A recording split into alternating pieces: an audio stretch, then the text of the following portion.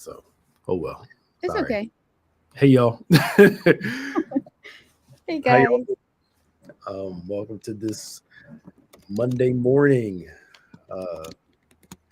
Hope you all are well. I'm excited because today is a good day, Yes. and I got a you put that in the private part, right? Oh. I got an email from Chick-fil-A about that new sandwich. I'm gonna go get it. Oh I mean, boy. What sandwich is this? it made me even more excited. It's like pimento and some other stuff on there. Hmm. So I just want to try it and see. What does that say? Mike I muted. don't know why I did that. What is it? I don't know. It Hey must have y'all. Huh? technical difficulties. I'm glad you're having a great Monday. Right now is a struggle for Hold on. me. Let me try. Hold on. Hey y'all. Come on in. Come on, y'all used to us by now. This is like the And then I can't even get rid of it. oh, let me see. There we go. All right. So I Thank typed you. it. Hey Thank y'all. Please do us a favor and share. Um we enjoy y'all coming on. Hey Karen, we see the numbers coming up. Come on in. Hey. What's happening? We had a good service yesterday. A lot of Hmm. souls came in. Praise the Lord. Yeah. A lot of souls, and we thank God for all the lives that were being transformed and starting to change. And yeah, Karen, y'all used to us by now. We first started, it was like, oh, let's professional. Not that we're not professional, but it's like two little kids playing outside, just talking sometimes. That's all it Uh-huh. is. We're both grown, but big kids on the inside. Uh, Hmm. so anyway, hope you are doing well, and great service yesterday, like I said, and um, God is good. And if you missed service yesterday, go back and watch it. We had an awesome time in the Lord, and we're just thankful for everybody who gave their life to the Lord yesterday. Yeah. And hopefully, I'm actually. It feels like those, we. It feels like those times we had those services where the altar call was so long. That's what it is. Bishop got like 10 minutes to preach, and Yeah. here, get it in. So we're going to continue the series through September. He said, and just keep it going. So Yeah. hopefully we actually get through the first message. I don't think he's finished. I don't think he did. Who knows? When the spirit flows, the spirit flows. Look, you go with the flow. Yeah. And it's something we talked about in our worship meeting, that we're not just trying to have a service with just parts to the service. It's an event. It's an experience, Hmm. um, where we experience God. And sometimes the worship singing portion can take longer than 15 minutes, but you see what happens when you Yeah. know when it Yeah. works like that. So we're grateful for what the Lord is doing for us. And we Yeah. want to thank everybody who helped us with the backpack drive. Um, Hmm. the rest of the backpacks are going out tomorrow morning uh, to Camden School District, and we're going to work on the gym clothes this week Nice. for the kids also. Um, Again, we're just so appreciative for all those who gave, and we're praying for you all. We've been praying for you and continue to pray for you as you continue to do the Lord's work and help serve the community. Hmm. Um, yeah, Yeah. If I could go back a little bit sure. to what you were saying about service, Hmm. it's definitely been a different electricity, I'll say, these past couple of weeks. And I think we spoke about this last week too, is that sometimes I think it's easy for people to get stuck into the structure of Hmm. church, that we miss the moment because we're too busy waiting for this part to get done. You know what I'm Yep. saying? Yep. So we've definitely been in a flow, and it's just been different. Like you said, seeing the lives that have, um, become transformed to salvation. But even, if you already been through that process, for like a better words, it's just a different energy that's going on now Yeah. Yeah. that I can't quite describe. Yeah. I But I think sorry. Good. Good. I was gonna say, I think it comes from the authenticity, if I can say that word 3 times fast, of just being present. Yeah. Yeah.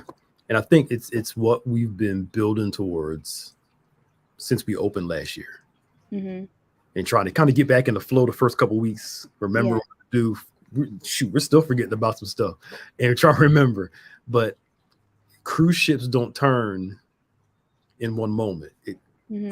So big, it takes a while for them to turn. But once they turn, it's time to roll. And Yeah. I think that's what people are seeing, is that it takes a while to make a change, transition. But once it hits, it hits. Hmm. And we tell people, you don't see us sweat, don't worry about it. Yeah. Cruise ships, let it do its thing. And when Hmm. it goes, off and going. Yep. Uh, so that's what we're seeing more and more of, and we're praying that God continues to do more of that also. Uh, Today's good, and I don't know about y'all, but today feels like the Mondayiest of Mondays. Well, we saw how I started this broadcast already, so it's And, certainly right. In a a sense of, good day. right, it's a good day, but at the same time, it feels like one of those chill Monday lazy days where you don't feel like doing nothing. Uh, Hmm. but but we're here, and next week we'll be off for Labor Day. I forgot. I just remembered that today. We'll be off for Labor Day next week. Um, so y'all can just watch something. Um, McCarran does bring up something, and it's something that I'm learning to do. And we'll kind of fuse this into what we talked about for the past few weeks, is Yeah. learning to live in the moment. I myself uh, am absolutely guilty of this. I'm one of those people where I'm on to the next thing. All right, we did this, good. What's next? Hmm. And you forget, or you're thinking about what you have to do next while you're doing what you're doing, which doesn't allow you to fully live in what's happening at the time. They used to say it like this: you got to stop and smell the roses. And I think as people, one of the things that's hurting us now is our convenient society, where everything is now, move on. Everything's accelerated. It's always on to the next thing. I'll tell you, this technology is messing us up, because Yeah. you used to be able to read long stuff, and then now you're so used to reading short stuff that you read some quick, on the next thing. If this feels like it's too long, move on to the next thing. I ain't reading all that. Move on to the next thing. Hmm. That we miss some valuable things because we're always on to the next thing. And I'm not saying don't have goals, and nor am I saying don't get stuck in what some of us do. We get stuck in one thing we did and ride. It's like Al Bundy, score 4 touchdowns in one game, and you ride that wave for the rest. I'm not saying that either, but sometimes people can do that. Hmm. But learning the balance of, hey, let me take a break, soak this moment in, and then move on to the next thing. Let me, and I think, what's crazy. Tyra said something about that. That was pretty good. How it was really good. How praise is an agreement with God. That you notice God one day He creates something, it's good. Hmm. Then the next day He does some more work, it's good. And I think sometimes we just go from do it, all right, cool, next thing, move, Yeah. rather than learning how to capture moments. Because if you don't, it's a difference between driving somewhere and not paying attention to all the stuff that's around you, and the person that just drives and focuses on the car in front of them and just ignores Yeah. everything on the journey. Preaching to the choir here. Again, Hmm. I think we need to be able to sit back, enjoy the moment. If something good's going on, allow that good thing, soak in that good thing. I heard Dr. Mike Murdoch say years ago, schedule your pleasures, because pain never schedules itself. It just shows up.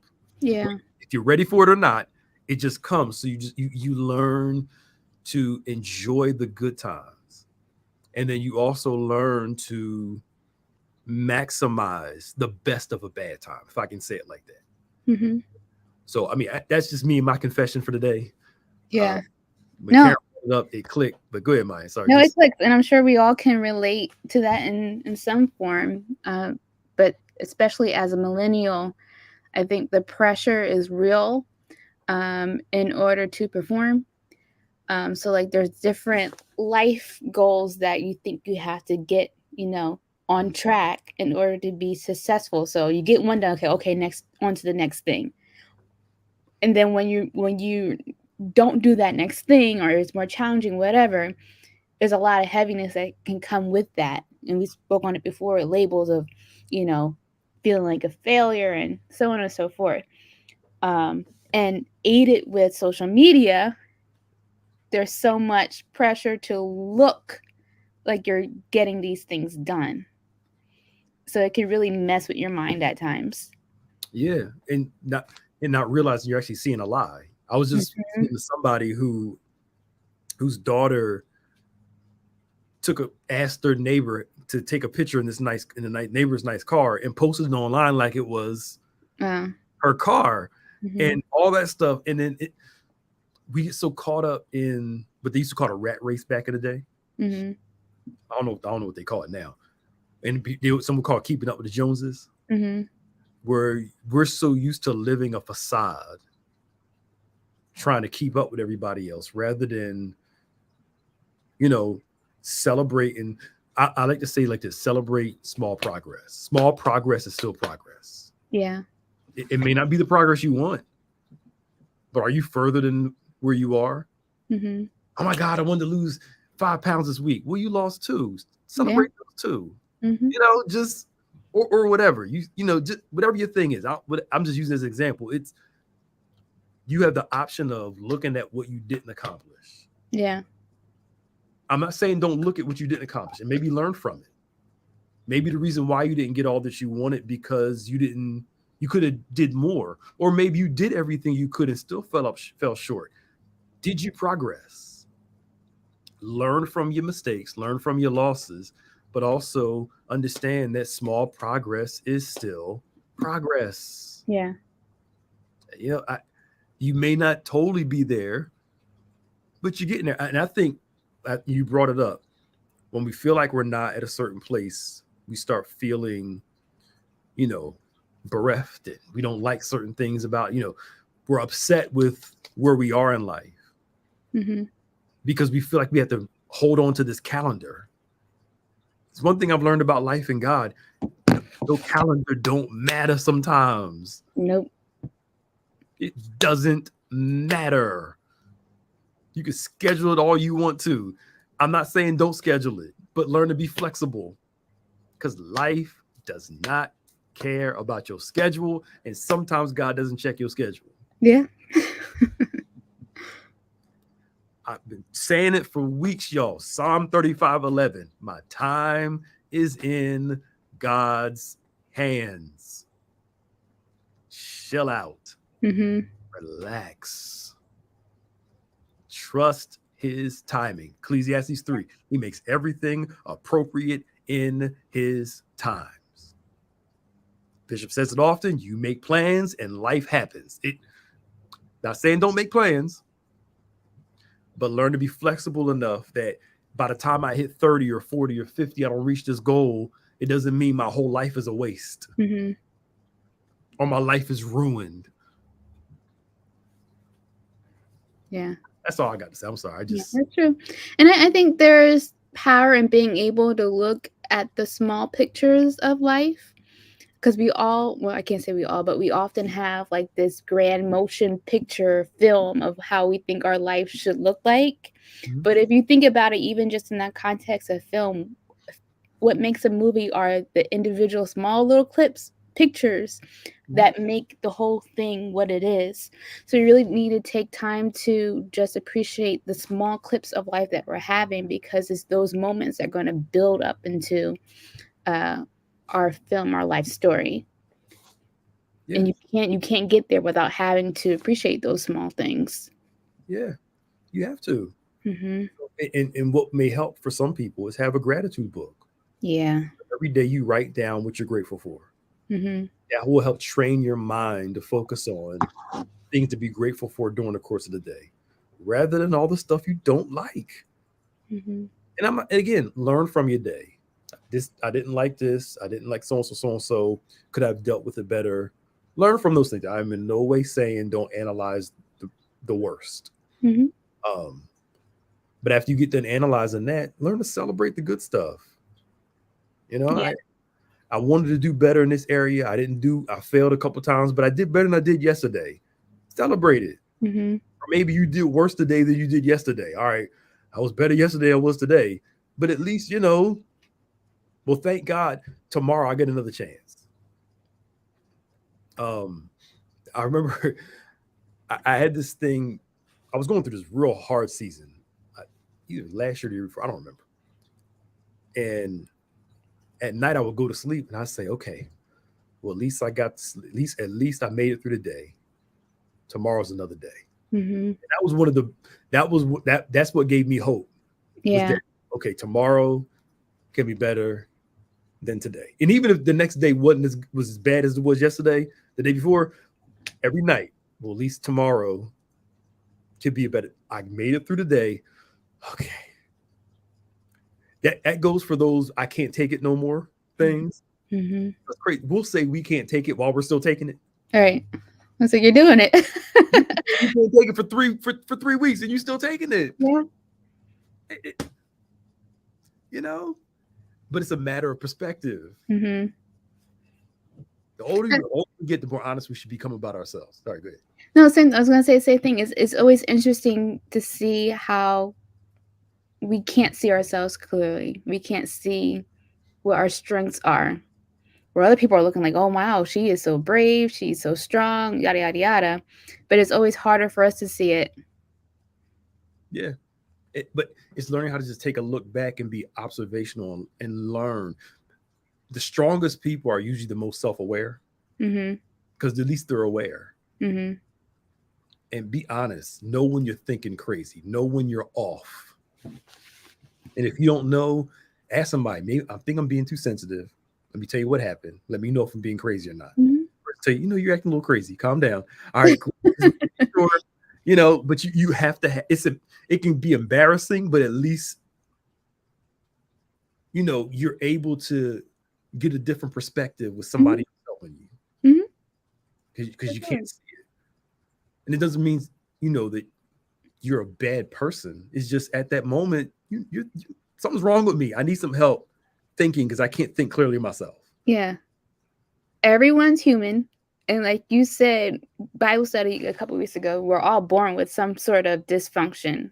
And so I think if we can come to it with that level of understanding, going to someone that you trust, to help grow in these situations, it's a good thing. It's a good thing because it's allowing yourself to get better and do things differently. Yeah. But it takes learning, self-awareness. Mm-hmm. One of the best things you can do is if something went wrong in a relationship, something wrong in work or whatever, the first thing you look at is, did I start this? Did I contribute in this in some way, shape, or form? Mm-hmm. And if it wasn't my fault, was my response the appropriate thing? Mm-hmm. And after you've done all that analysis, honest analysis, not analysis that makes us look good, but honest analysis. Yeah. And if you find out it's not your fault, you did the right thing, then you can move on. But you don't grow unless we say, okay, this went wrong today. Did I contribute to it? And if I didn't, could I have responded better? And if you contributed to it, you can make a change. If you didn't respond appropriately, you can make an adjustment. If you did everything you were supposed to do, leave it where it is, and at least learn some lessons from it. Mm-hmm. I'm saying all that to say that self-awareness, looking at you first is extremely important. Like if something happens here at the church that's wrong, if something goes wrong with a ministry, Bishop and I will be the first people to tell you the first people we look at is us. Before we go talk to the ministry leader about something or so-and-so. We had something the other Sunday before. Something small. Nobody knew about it. And I talked to you about it. And our first thought was, I should have done X, Y, and Z and followed up with it. Because again, it wasn't necessarily my fault, but the buck has to stop with somebody. Mm. Right? So that level of awareness is appropriate Yeah. growth and change. That's all I'm trying to say. Yep. And the first person to tell you, what could we have done better, even if it wasn't directly our fault? What could we have done better than what you're in the situation? You know what I'm saying? Yeah, for sure. Because I think not being able to do that opens the door for it to keep happening again. Mm-hmm. And that's the one thing we don't want. We don't want to keep running in these circles or hitting our head up against the door. Why am I going through this over and over again? Because you're not getting the lesson, regardless of whether or not it was your fault. But like you said, there's always something that we can learn and take from an experience to grow. Yeah. So Yeah. Let's grow. So Keena, your question, I would say the first thing you're asking about your heart's desires and being in the right location. And if you're not, are you blocking God's plan? And is it possible for your vision of yourself to change? First off, I think a lot of this is learning to discern between God's desire for us and our desires for ourselves. It's almost like people, I'm moving to Atlanta. The answer is not always moving to Atlanta or moving to Texas. And I'm not against people moving. I'm just saying it's not. Sometimes a change in location is not going to do anything for you. mm-hmm. It's what a desire we have, but are these a desire that God has? Is a desire that God has for us? Because it is possible for us to live in what we want rather than in what God wants for us. And location is important to God. And my thing is, Bishop told a story years ago that, if you have a church in New Jersey, it ain't going to work. You need to go to Texas. You need to go here, go there. He's like, but I know God put me here, because churches our size aren't that much known for this area, more so than before. But being where you're supposed to be is important to God. The other thing is, can your vision of yourself over your change? Yes, if it's you. I wanted to be a pastor and something else, but the other thing ain't work out. It was my view of what I wanted to be. Mm-hmm. This is before when I was younger, but the premise is that purpose is discovered. As you start walking along your journey, you start discovering things about you, God's plan for you. Like Maya will tell you, she went to school for medical, right? Yep. In photography, social media. Yep. I wish I had figured it out before I paid the bill, but I get it. Right. Yeah. But again, are those wasted moments? Absolutely not, because we can learn from those things. But I went to school for some other stuff. I'm using that here, even though I'm not working in that lane. So I think being in God's will, being in God's purpose is the first step. And then allowing his purpose to direct us and how we're expressing that. But location is important. Mm-hmm. Absolutely important to God. How can you discern, though, between whether or not this is really what God is calling you to do, as opposed to this is just what you want to do? How can you kind of make those distinguishments? Depending on what it is, it could be there's a peace in it, if I can say that. And it's a peace that I can't describe. It's like a settled inner strong knowing that's beyond an emotional feeling that this is right. Mm-hmm. I remember years ago when we moved into this building, the church that had the old building, Summerdale, I went over there for an event they had there. And one of the guys said to me, he's like, when Bishop retires, he's going to give you the church. And I said, I know. Mm-hmm.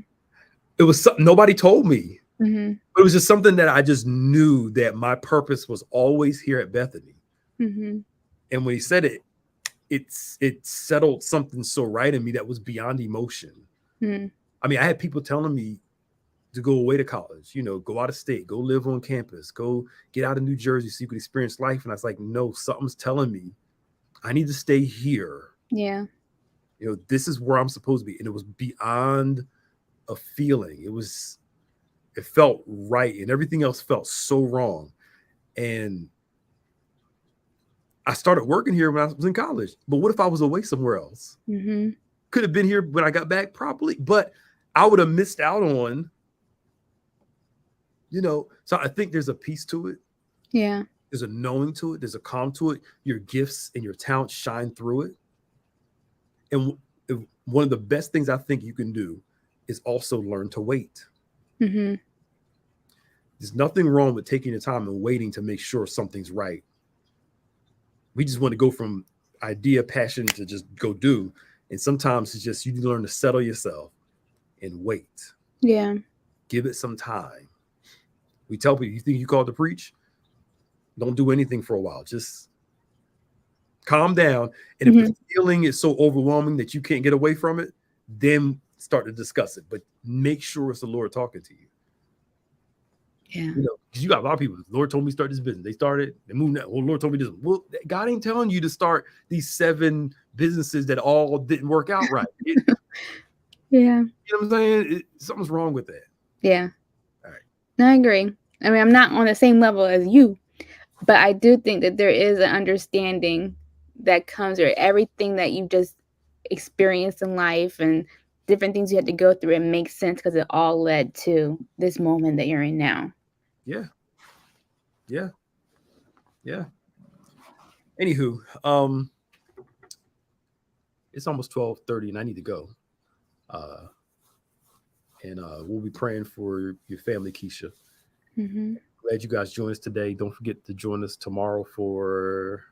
Tomorrow is a free day, but we do have a video that's coming out at 7 p.m. There's no ministry tomorrow. Okay. This is extra. Oh, it's a 15th day. Yep. Cool. But we have Word Impact on Wednesday at 7 p.m. as well as at 12 p.m. With our noonday Bible study for those who want to come out a little bit earlier. And then, of course, on Saturday, On Point Radio, where Bishop and Pastor Nick talk about everything. And it's a great opportunity for you to call in and ask them your questions and be part of that conversation. 8 o'clock on Sunday, we have our virtual online service. And then at 11 a.m., we have our in-person gathering where we're just having it's like a family reunion where we're coming together and just being in fellowship. It's a great time. So I know I hope to see you there at 11 a.m. And communion is this Sunday too, right? Is it? Oh, yeah. Communion too. Communion too. Yeah. If you need to be baptized, make sure that you get here by about 4:30. And so we can get you ready for baptism. Baptism, the communion this weekend, this Sunday.